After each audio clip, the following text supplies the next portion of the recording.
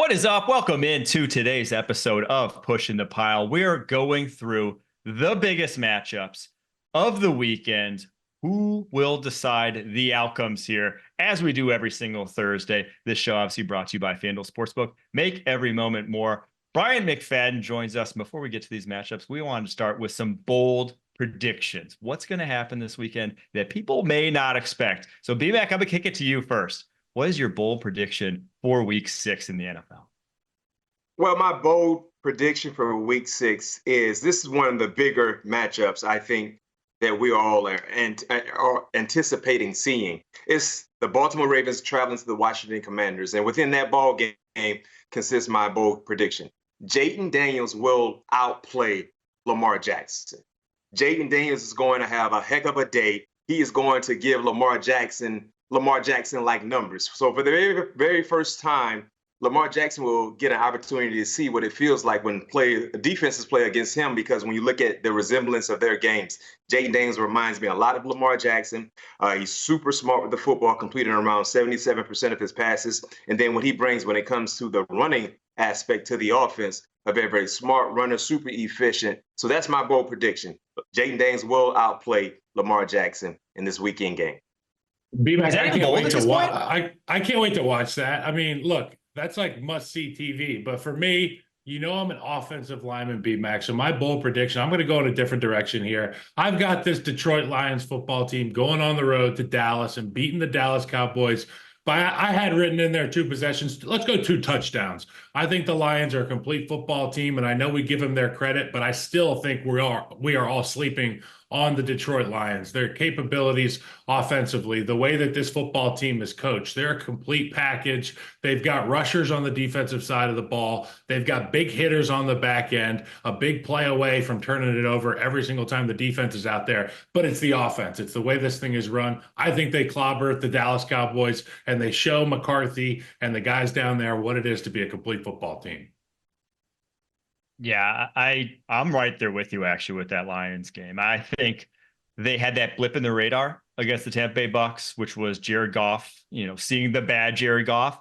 But I think this team now is hitting its stride, especially along the line of scrimmage. And you're seeing why everyone was so high on them. And they were the popular pick to come out of the NFC. And I just think with the Cowboys right now, the line of scrimmage couldn't be more of an issue with them, with your rookie left tackle getting banged up, with Micah Parsons, DeMarcus Lawrence probably out again on that side of the football. It's like you put all those factors in, and Dak's going to have a Herculean effort to have this Cowboys team even come close, in my opinion.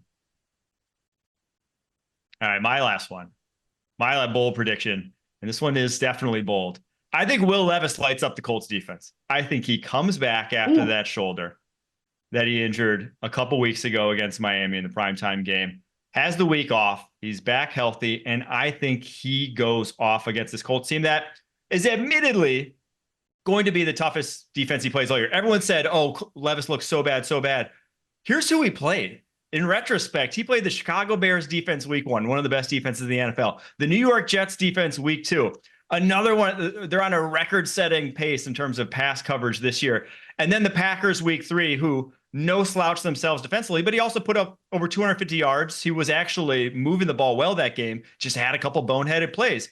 So I think now, and then early on that Miami game, he throws the bad pick, but gets hurt very early on. We don't really get to see. I think going up against who he's going up against this week, a Colts defense that's really underpowered, one of the worst secondaries in the NFL so far this season, I think he goes in there. And now I'm not saying they win, because I think if Joe Flacco plays, he lights it up as well. But I think Will Levis bounce back. Levis is back. You see a big day from him. Exactly. Pete Prisco's going to love this, dude. I mean, we talk all week with Prisco, and he's dead sold on Will Levis, and he thinks he's going to come back and be the savior for this football team. I see the case you presented, and I believe in it. Those are some really good defenses that he's played. And for Levis, it's just don't play hero ball, and the positives will outweigh the negatives. If that's the case at the end of the day, that's good football, and everybody will be happy in Nashville. I think Will Levis will go into that game with a lot of pressure. To your point, that's a bold prediction, but Will Levis, he has to get out of his own way. The untimely bad turnovers have surfaced too many times. And if he does not ball Mason Rudolph looked real good when he jumped in relief with with Will when he went out against Miami. I mean, and I'll say this, guys, I felt like Will Levis was healthy enough to return that ball game. They just were like, no, Mason, we're going to keep you in the game. Because think about this, Mike, Kyle, how many times have you watched ball and there's a player that's injured and they immediately take his helmet? Remember in that ball game, he kept his helmet on like he was anticipating going into the game, and he never went back into the game. So I think he was healthy enough to play, but they kind of liked the spark that Mason provided for them that led to a nice win going into their bye week. So for Will Levis, he has to play good. I agree with you. He has to have a heck of a day to kind of keep Mason Rudolph off his heels a little bit. And most importantly, they need to win. I want to get back to your bold prediction, B-Mac, because like I said, I'm not sure it's even that bold, given what we've seen through 5 weeks of Jayden Daniels' young career. And now Lamar Jackson, obviously, if you're like ranking MVP candidates, these guys better be in your top 3 at this point in time with how they've both been playing. But if I'm ranking MVP candidates, I'm putting Jayden Daniels right now above Lamar Jackson. He's elevating a unit that they don't have the talent that the Ravens do at the playmaker position. Outside of Terry McLaurin, you would have been hard pressed to have a lot of NFL fans who knew who their wide receiver 2 was, who their running back 2 was this year in Washington. Whereas everyone knows, though, the household names on this Ravens team so far this year. So what Jayden Daniels has done, putting up the number 1 offense in the NFL through 5 weeks, I'm not sure it's that bold. And I think I'm right there with you that I think he goes into this Ravens game and maybe doesn't win because, again, these offenses are putting up points at record clips. They are 2 of the best in the NFL. But I do think Jayden Daniels, I'd be hard pressed to see this freight train stopping anytime soon here. Yeah, I see. Sorry. Go ahead, B-Mac. Yeah, I was saying, I kind of see where you're going, but when you look at what Lamar Jackson did last week, Lamar Jackson played against Joe Burrow, who threw 5 touchdowns, and that was enough. Lamar outplayed Joe Burrow. Lamar had an MVP game last week. So that momentum coming into this matchup against the Commanders, I mean, I can see it going either side. But yeah, my bold prediction isn't that bold considering what I've given you guys weeks past. But I think Lamar Jackson right now as an MVP vote, I think he would be my number 1 based on what he's done. And to your point about the pass catchers, Lamar Jackson has a host of pass catchers, but Washington's wide receiver 1 is better than Baltimore's wide receiver 1, in my opinion, when you look at Scary Terry. So it's going to be an entertaining game, and both quarterbacks, they play so much alike. They're so similar, and it's not bold, but I think it could happen. I think Lamar Jackson probably wouldn't want it to happen because he wants to win the ball game. I just think this is a changing of the guard type game. And when you talk about the hierarchy and the pecking order at the quarterback position, every week we get spoiled as fans getting to see these matchups like CJ Stroud, Josh Allen, or Justin Herbert and Patrick Mahomes. And all these quarterbacks get an opportunity week in, week out. Thank God. That's how lucky we are as football fans. And this week, that pecking order game is this one. It's Jayden Daniels, it's Lamar Jackson. And both of these guys are undeniable. And if I were to be from another planet and I came down to earth today, I think I would say Jayden Daniels was the best football player I've seen. You know what I'm saying? So it's not too much of a stretch with that perspective on it. But when you take a look at a wider scope and all the things Lamar's done and the storied franchise that are the Ravens and their defense and their coach, this is a big time bold prediction because this is the big matchup of the week. It definitely is. And we will preview that matchup in full right after a quick break.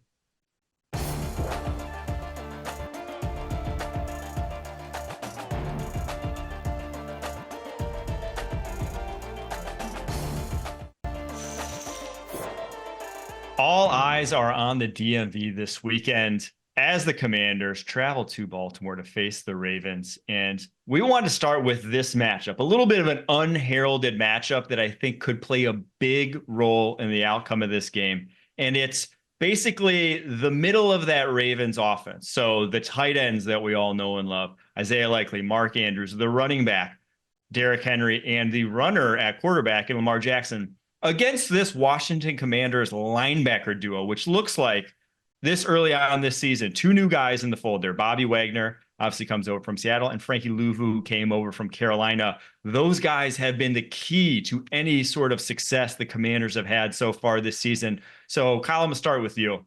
How do you see this matchup playing out, and why did you want to highlight this one specifically? Well, when I look at a defense, I look at it like a strength coach would look at a body. You got your lower body strength, which is the front seven, and then you got your arms, your shoulders, your traps, all that stuff. That's the back end, and it's all connected by that core, the core of the defense, which is the two guys in the middle, Bobby Wagner, Frankie Louvu, and I think with Derrick Henry, with Lamar Jackson, the threat of the running game at the line of scrimmage, and coupled with those tight ends that you just introed with, there's going to be a lot on their plate in terms of buying into the run, not biting on the fakes, getting back to their drop spots, because we know Mark Andrews is as experienced as anybody is getting open, and Isaiah Likely, obviously an explosive threat every time he gets the football in his hands. So I'm going to be watching the middle of that field right beyond the line of scrimmage to see how much suck that play action can generate and how much respect they show to Derrick Henry in that running game throughout the game, B-Mac. And when it comes to the respect for Baltimore's running game, you have to understand and know that when the running game is going, it's hard to defend their tight ends in the passing game. It's hard to defend the play action. And there lies the opportunity for guys like Allen and Payne to be significant contributors to help the running game, to take some pressure off of the backers that you referenced. Because if those guys don't control the line of scrimmage, it will force the backers to be overly aggressive. Anytime they get a read option, RPO look, they gotta attack it. But if Payne and Allen can control the line of scrimmage, it takes some pressure off of their inside backers. Yeah, I think when I look at this Ravens offense and what they do from a formational perspective, I think you better have some veteran linebackers if you're going to try to shut them down, because they do so much in terms of the personnel they use. They'll use those two tight ends, but then they'll also put a fullback on the field at the same time, get really heavy, and then still run passing concepts out of it. Or they'll spread you out and put those two tight ends outside the formation, go look at a four wide look, and then you have to get those linebackers at the second level kind of spreading out, but still having to play the run because Derrick Henry's in there. And obviously, if you forget about him, it could go really bad for you, as the Bengals found out at the end of that game last week. So I do think that this one ends up being a wash, and that they're able to at least handle what the Ravens are going to do from the play action game. But then the problem is the Ravens can beat you any which way. They don't have to necessarily play that game. They can just say, hey, Zay Flowers, hey, Rashad Bateman, go out and win one on the outside.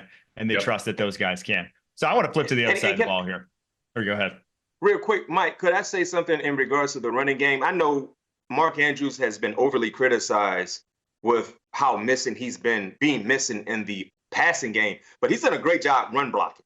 Like Mark Andrews, I know he hasn't been a contributor catching passes and catching touchdowns, and fantasy owners are going crazy because they haven't seen him in the stat sheet. But when it comes to run pro and what he's done in the running game, Ronald Stanley and Mark Andrews they've been their best run blocking players on the offense, paving ways, running lanes for Derrick Henry and Lamar Jackson. So he's been effective in other areas of their offense, not catching the football and not scoring touchdowns. Yeah, there's not many tight ends that you can say are out there leading the way. And it's funny, that wham play that we saw ran to start the game, you saw everybody and myself in studio. I was talking about that wham block, leaving Ed Oliver untouched, Patrick Ricard, but then who's out there leading the way? It's the former All-Pro tight end, Mark Andrews, going and getting on his guy, plastering, as you guys say in the secondary. He's plastering his guy at the third level of defense. They have bought in. They understand that they're not always going to be heralded in the passing game because of the luxury of having a guy like Derrick Henry. But when they get their opportunity, they take their shots in the run blocking as well. I love that from BMAC. Yeah. Let's flip to the other side of the ball here. Jayden Daniels. This Baltimore Ravens defense that he's facing has been a little Jekyll and Hyde over the course of this season, right? You have the rough outing last week against the Bengals, but the week prior, they shut down a red-hot Bills offense. Then you have them shut down the Cowboys in the first half of that game, but then almost let the Cowboys come back into that one the second half of the game. And then the week before that, they had shut down the Raiders for 3 quarters. And then the Raiders all of a sudden storm back in the fourth quarter. So they've been really, really up and down. Which Ravens defense, which Ravens defense do we think we see against Jayden Daniels this week?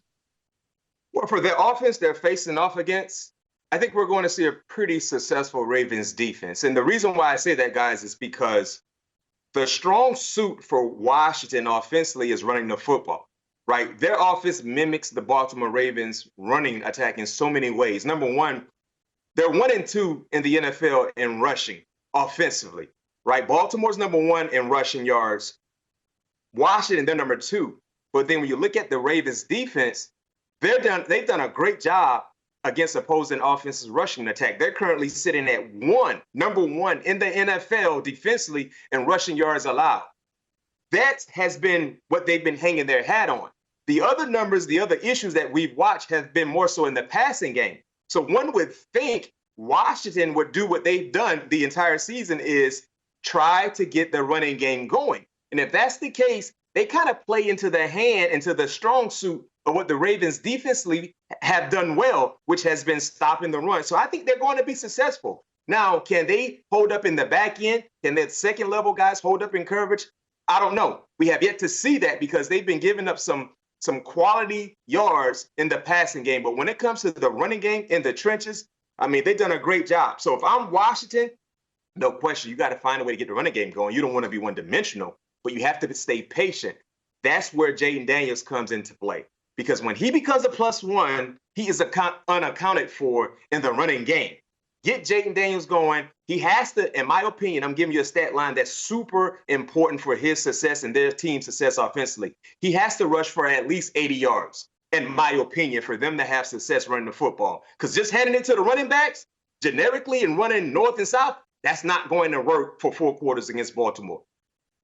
Yeah, and I love what Washington has done with their protection plan. They have reduced a lot of these formations and they get into heavy personnel, not heavy personnel, but they really commit to pass blocking, and it allows this guy to sit back there, Jayden Daniels. He's comfortable in the pocket. You can see it. He is calm and collected. You know, I'm not sure what's going on internally in his head, but what we've seen externally is pretty darn good from this young guy, and it's all about the commitment to protecting him. I'm going to do a breakdown this Sunday on CBS Sports about this, but I think that it couples well and it mimics their run game formations with what you're talking about, B-Mac. It kind of mimics the Ravens style of offense where you run the football, you run the football, you run the football, boom, we're downtown with it and there's nothing you can do. And our quarterback's clean because these formations lend themselves to protecting the quarterback in the pass as well.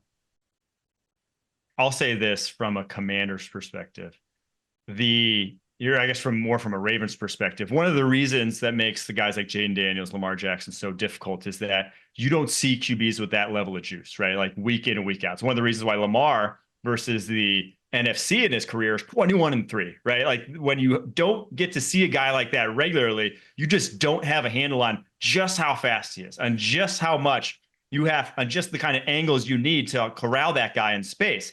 And that's one of the reasons for Jayden Daniels, I think, early success in his career is that people just like aren't quite understanding the level of twitch this guy possesses.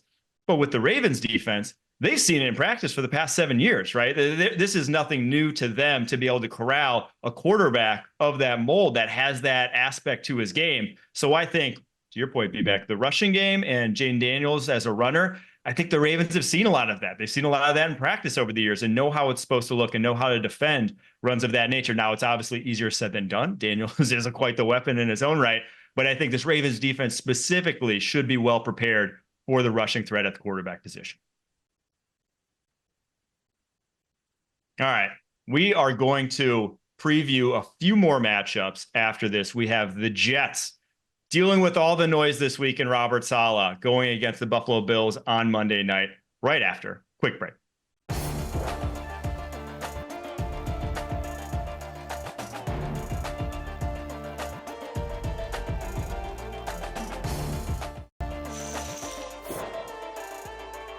The Jets were the talk of the football world this season after firing head coach Robert Saleh earlier this week. But here's the thing. We're only 5 weeks in, and they have a matchup with the Bills on Monday night that if they come away victorious, they are atop the AFC East right now. At 3-3, they will be. So it's still a wide open race there and really only a 2-horse race with the Dolphins and the Patriots seasons going in the tank the way they have. So it's not over for the Jets, but I want to start with you, Kyle, because you've been in some locker rooms that face some strong adversity over the course of your careers. How do you see this Jets team bouncing back here? I wish in those times that I was facing adversity in Chicago that I would have been on a team as capable as this New York Jets football team. They have so much untapped talent and resources. Obviously, the defense is a really good one. Your quarterback is going to be a Hall of Famer, albeit a 40-year-old version of that. He's still somebody that I think can take your team places. You got to find a way to get this locker room together. Obviously, the big mystery surrounding this Robert Saleh firing, and some people think there is no mystery, but I tend to think there is some mystery there. It's too early in the season. Aaron Rodgers is too smart to make that decision on his own. He knows what he has in Robert Saleh and that defense. I think he wouldn't want to ruffle those feathers and mess with that. Moving forward, though, you've got to find a way to get this offense on the same page with one another, the receivers and Aaron Rodgers, and I think it starts with Aaron Rodgers. I'm tired of pointing the finger elsewhere. He's got to just swallow the pill and say, this is on me. I got to right this ship. I'm here for a reason. All these guys are in the same building because of me. We've got a great defense. Let's go make this thing happen. A great opportunity in the division against the Buffalo Bills. Got to see it. Got to see it, though. Games aren't played on paper. They got to play it. They got to go win this game. Like, monitoring the Jets this week was like watching an episode of The Young and the Restless. It was the ultimate soap opera. I mean, so much going on that wasn't really on the field related. And to your point, Kyle, I felt like firing Robert Saleh was a bit premature. It felt like they were just hitting the panic button. And it also kind of gives me 2023 Philadelphia Eagle vibes when they kind of fired everyone that wasn't Nick Sirianni when it came to the coordinators for their respectable offense and defense. And we saw how that worked out. But they still have an opportunity to correct all their wrongs if they just win Monday. You will be atop of your division with everything that is going on. And something I like to piggyback on with you, Kyle, you said it, you were dead on. It's all about Aaron Rodgers because the defense outside of week 1 against San Francisco been playing more than serviceable football. Heck, even last week in London, the defense played well enough for you to win. The offense has been the issue. But think about it this time around, guys. You can't go blame Zach Wilson for the offensive woes. You can't go blame Mike White. Those guys are no longer there, and you're still getting this. You're having the same issues. You're scoring this in 5 games. You have the same scoring average that you had 5 games a year ago with Zach Wilson as your starting quarterback. That's unacceptable. So I don't know if you felt like firing Robert Saleh was going to change the offensive identity. And I'm hearing they didn't even, they kind of demoted Nathaniel Hackett. He has the OC title, but he's not calling plays. Todd Downing is calling plays. So that's a telling sign right there. It's almost like, well, you fired Robert Saleh, but then you demoted Nathaniel Hackett, but the defense was fine. I don't know if you kind of got rid of the wrong person or not, but we will see. But everything that we're talking about is all about Aaron Rodgers. He has to play better. Great graphic right there. There's no way in no world should Aaron Rodgers have a graphic next to Zach Wilson and the numbers are the same. I don't care if he's 41, 42, 43. That's not supposed to happen. And that has been the reality for the Jets. And that's why they made a coaching change in 5 games because of the inability of the offense to do what they've been called to do. Yeah, you see those Jets defense numbers on the screen right there. It wasn't Robert Saleh's fault. I think anyone with 2 eyes who watched any of those games can tell you that his side of the ball, and I know he's the head coach, but he was the defensive head coach, was getting the job done, and not just like a good level, and an elite level, and a level that can still take you to the playoffs with how inept this offense was. But everyone knows that Nathaniel Hackett, at every single stop at this point that he's been at, that his offense has been kind of inept, right? And the Packers offense, after he left, took a step forward. It's like, what are we doing here? And can I say something too? Even when Nathaniel Hackett was in Green Bay, he wasn't calling plays. He had the OC title, but he wasn't calling plays. And he got a head coaching job with the Broncos as a play caller OC, but he wasn't calling plays in Green Bay. So what do you really expect when he actually starts calling plays with a lot of expectation is thrown at him based on where he's come from. Like, this is confusing. I'm all the way confused. I'm sorry, guys. It just didn't make any sense.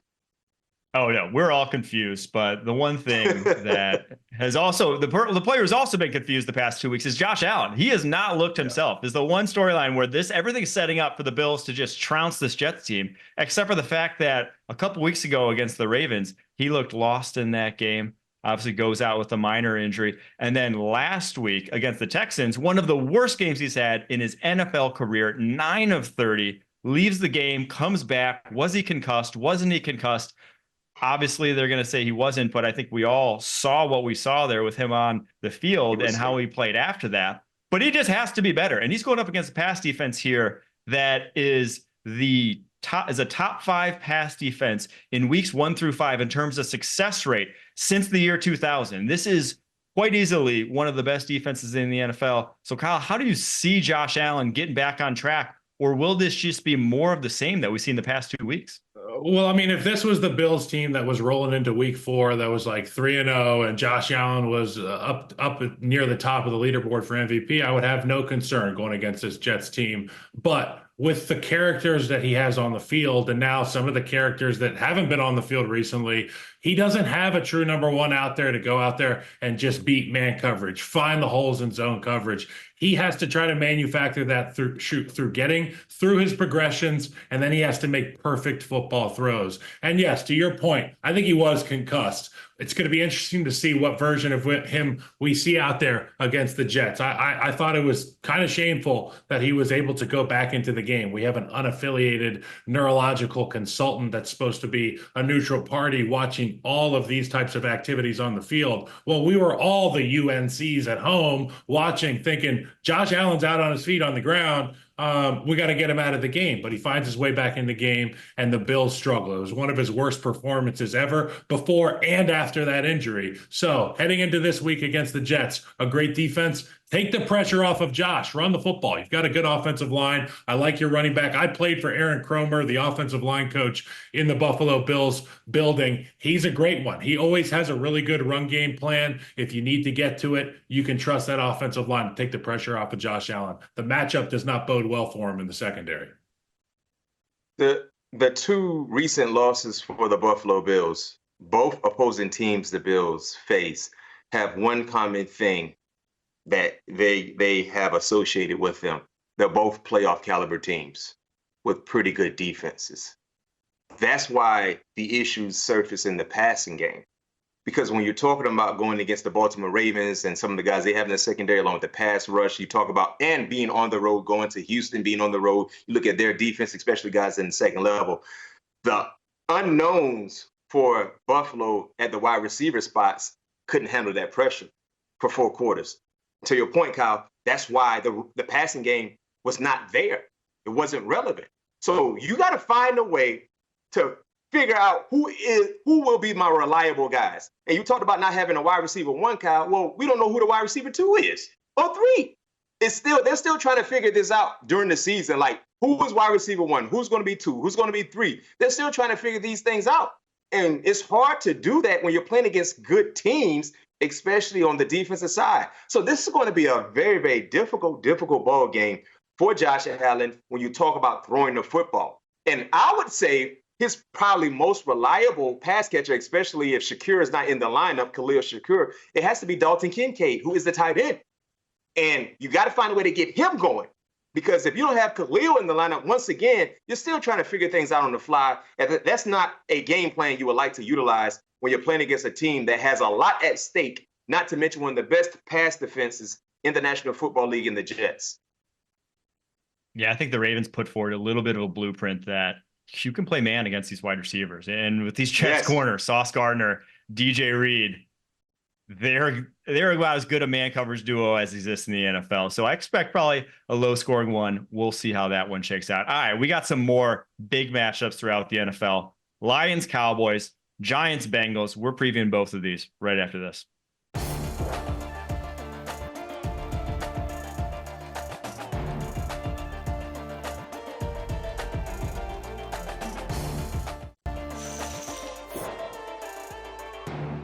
one of the biggest matchups of the weekend with big-time playoff implications in the NFC.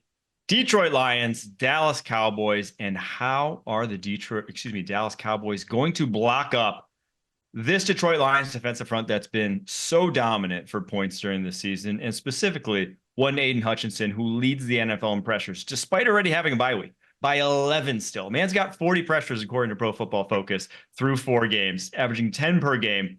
What do you do if you're the Cowboys up front to try to mitigate that and still be able to run your drop back passing game, Kyle? I think without a doubt, you're going to have elite levels of communication with the backs and the tight ends, that whenever you have Aiden Hutchinson in the ball game, which is a lot, as you and I talk about, the guy's volume is off the charts. He never leaves the football field. We need to have 2-3 sets of eyeballs on this guy, and we need to get a piece of him. I need rib cage. I need a little bit of leg. I need some shoulder. I need this guy to feel you every single time, because unabated, he will get home. He will ruin your game plan as an offense. And we played against a number of these guys when I was in the NFL. When I first got there, it was Clay Matthews. He could be anywhere. He was nonstop. He had a motor that wouldn't quit. And if you didn't hit him with 2-3 people a play, he'd make you pay for it. I don't think there is a real good answer to this question here, but we're going to make it even more difficult than it would be with a running back and a tight end. Obviously, you got to stick to your technique and shoot your shot. Use your hands as an offensive lineman. Don't catch the guy. He's bigger than he looks on film. He's one of these guys on film that looks to be nimble and maybe a little bit smaller than you anticipate. You see him in person, he's like 6'7", okay? He's Hercules out there. You need to get multiple people on Aiden Hutchinson at the beginning of the play. And hopefully the Cowboys learned a lot from the Steeler game when they singled up TJ Watt. That wasn't smart at all. So to your point, you have to bring bodies at extra bodies to Aiden Hutchinson. Don't allow him to be one-on-one, because your tackles, both tackles, have been vulnerable, especially when they're playing against high-level pass rushers. Aiden Hutchinson is a bigger Max Crosby. His motor never cuts off. He's relentless. He has hand moves. He has power. He has speed. But he's bigger, to your point, Kyle. So think about that. Just picture Max Crosby being 267, 260-ish. That's Aiden Hutchinson. So one thing I would say, outside of all the sound advice that Kyle gave us, pretty much saying it's not really an answer, but you got to try something, the snap count is super imperative.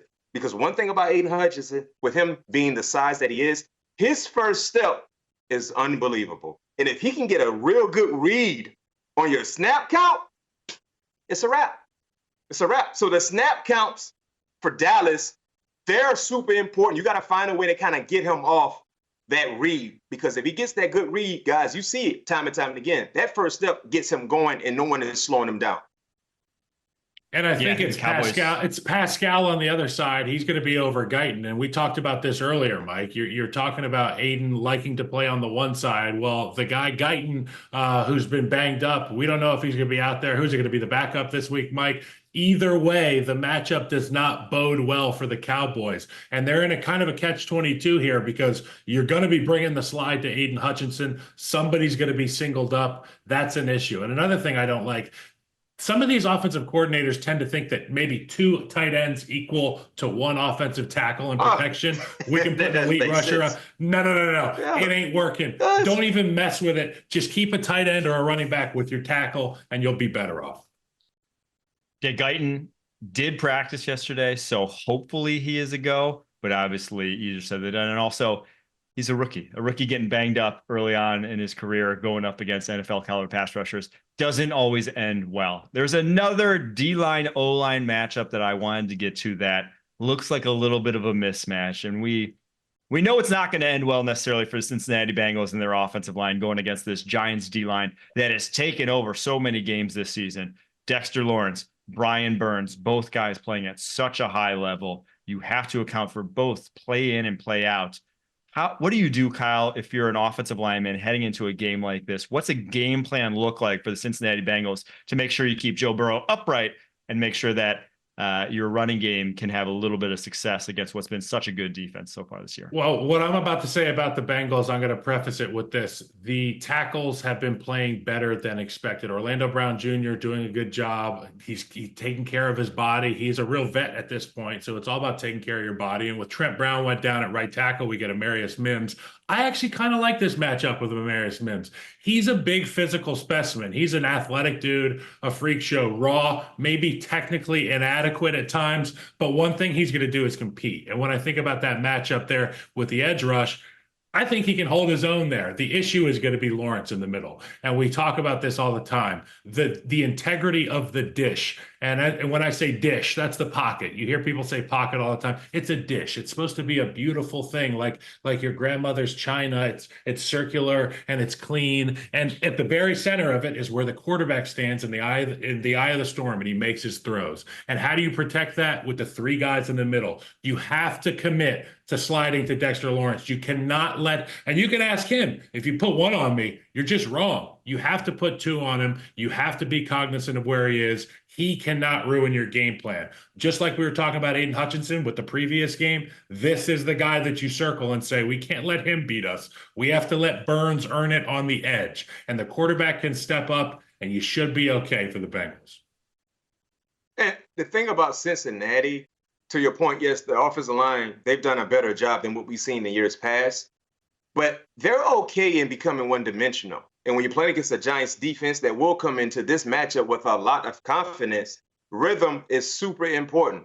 Rhythm-like throws, utilizing tempo, trying to kind of get the Giants pass rushers kind of off balance a little bit. So utilize the rhythm. And then when you look at Cincinnati, they're okay in not running the football or being successful in running the football. They're like our version of the Houston Oilers back in the day when they perfected the run and shoot and just threw it all across the yard. That's what Cincinnati does.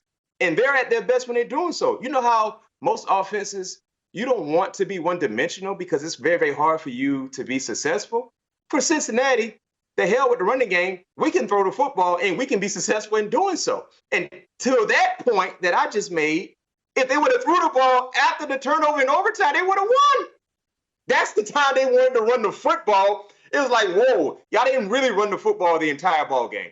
Now you get a big-time turnover. You kind of feel like you're in the cusp of being in field goal range. Now you want to run the football? No, throw it around the yard. Because when Joe Burrow has T. Higgins and Jamar Chase, just those two guys, he is unstoppable.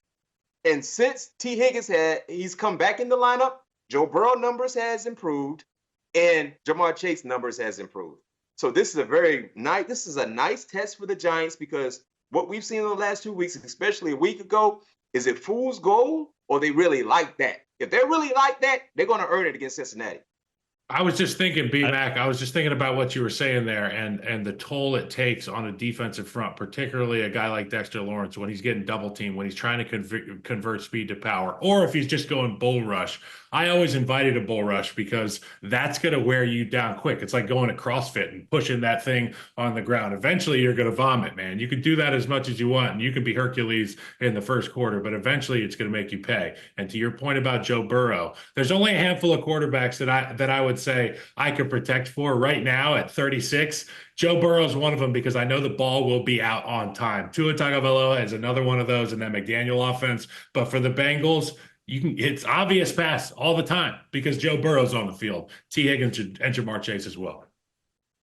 I will say this, Giants will be without Kayvon Thibodeau in this game, so a little bit easier go there for this Bengals offensive line. And yeah, I think you guys hit the nail on the head. The mismatch is so big on the outside with T. Higgins, Jamar Chase.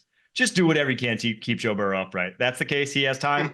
Bengals, I think, run away with this one. All right, we got a big one on Thursday Night Football. NFC West, huge implications here as the 49ers travel to the Seattle Seahawks. 49ers risk really falling behind in that division. We'll preview it right after this.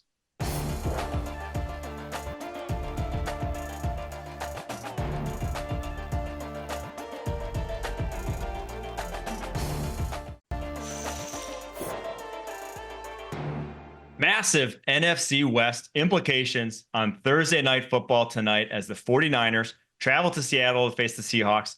49ers sitting at 2-3. Seahawks sitting at 3-2. But those two 49er losses came to their other two divisional rivals in the Los Angeles Rams and the Arizona Cardinals. A couple heartbreaking losses. If they fall to 0-3 in the division and 2 games back of the Seattle Seahawks now, if they lose this game, it might be curtains on their reign atop the NFC West. Kyle, what do you see as the key matchups in this one, and how do you see it playing out tonight?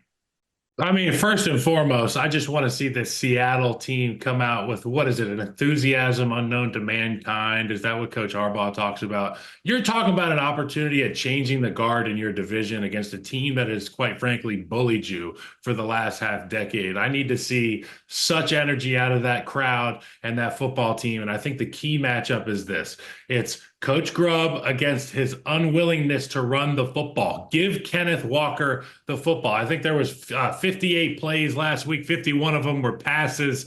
He had 7 receptions, 5 carries. I need that to be inverted and then quadruple the amount of carries. I need to see 15 to 20 carries from Kenneth Walker. Yes, throw him the football, but you cannot afford to be one-dimensional like the Cincinnati Bengals that we were just talking about. We need to get the pressure taken off of Geno Smith a little bit. Yes, he's been fantastic for the most part this season, and he's on a historic pace to get to a certain amount of yards. But at the end of the day, it's about winning football games and not hanging up these big stats. Let's get Kenneth Walker the ball. Let's limit the possessions for the San Francisco 49ers, who do a good job running the ball themselves.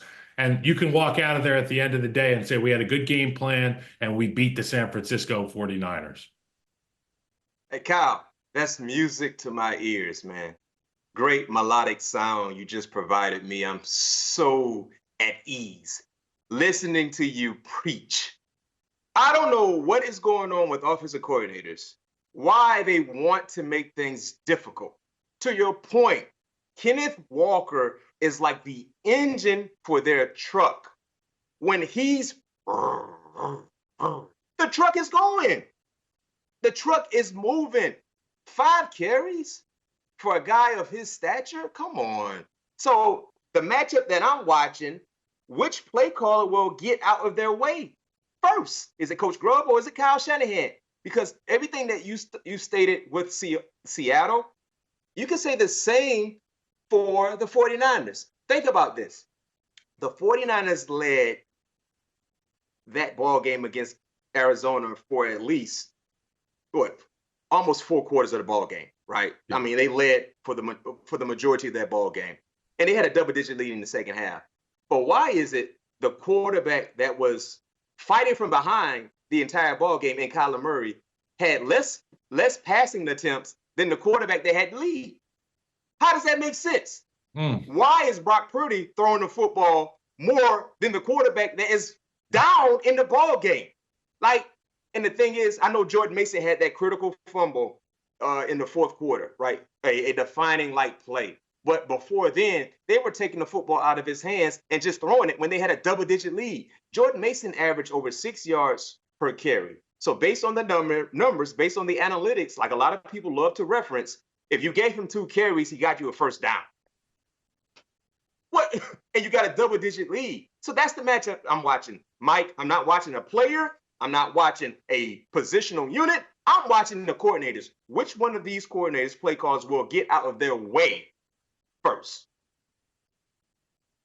I have to agree with that. And Kenny Walker, I see him going off in this one. This 49ers defense, this front 7, it's the biggest difference from last year. They just don't have the horses that they flat out did. And you saw the Rams come back on them. You saw the Cardinals come back on them. Those would not have happened had they had that defensive front 7 they had a year ago. So I'm going Seahawks. Can't wait to watch and can't wait for you guys to join us every Monday through Thursday, 9:30 a.m. Eastern, pushing the pile. Till next time, keep pushing.